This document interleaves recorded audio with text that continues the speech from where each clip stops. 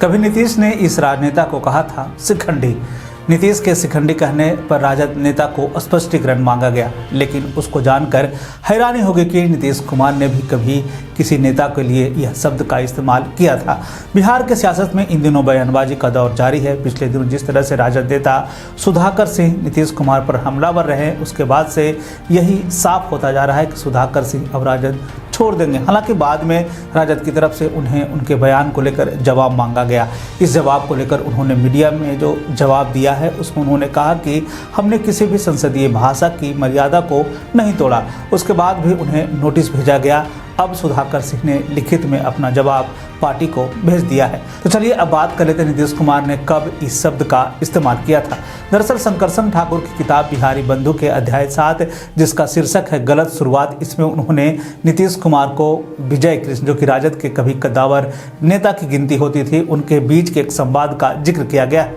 दरअसल यह बात तब की है जब नीतीश कुमार कुर्मी चेतना यात्रा में, यानी कुर्मी चेतना रैली कह लें, उसमें शामिल होने के लिए लालू यादव के धूर विरोधियों में से एक माने जाने लगे थे। उसमें लालू यादव के साथ के नेता लालू यादव के कार्यों से संतुष्ट नहीं थे।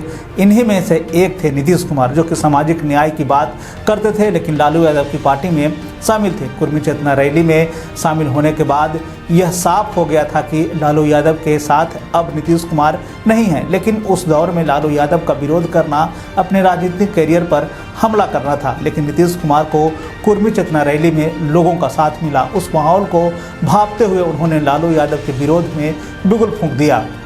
उस रैली का समाप्त होने के बाद लालू यादव के चहेते नेता अब्दुल बारिक सिद्दीकी नीतीश कुमार से मिलने पहुंचे। उन्होंने नीतीश कुमार से कहा कि लालू यादव आपकी बात सुनने को तैयार हैं, उनसे मिलो, अपने मुद्दों पर बात करो, पार्टी मत तोड़ो, हम एक परिवार की तरह हैं। इसके बाद सिद्दीकी के साथ बैठे विजय कृष्ण ने कहा कि वह अभी फ़ोन मिलाकर मुलाकात तय कर सकते हैं। इस पर नीतीश कुमार झिझक गए और उन्होंने कहा कि आप शिखंडी बन गए हैं क्या। नीतीश ने विजय कृष्ण की तुलना महाभारत के एक तुच्छ पात्र से करते हुए ताना मारा, मुझे सीख मत दीजिए, मैंने जो रास्ता अपनाया है उसी पर आगे चलूंगा। अब उपेंद्र कुशवाहा भी नीतीश कुमार के उन दिनों की राह पर चलने की बात कर रहे हैं। पिछले दिनों उन्होंने जदयू में अपनी हिस्सेदारी की बात कह दी। हालांकि शुरुआत में जिन हिस्सेदारी की वे बात कर रहे थे लोगों को समझ में नहीं आया, लेकिन उन्होंने बाद में यह स्पष्ट किया कि साल 1994 में नीतीश कुमार लालू यादव से जिस हिस्सेदारी की मांग कर रहे थे वही हिस्सेदारी अब उनको चाहिए। ऐसे में बिहार में इन दिनों सियासी पारा चढ़ा हुआ है।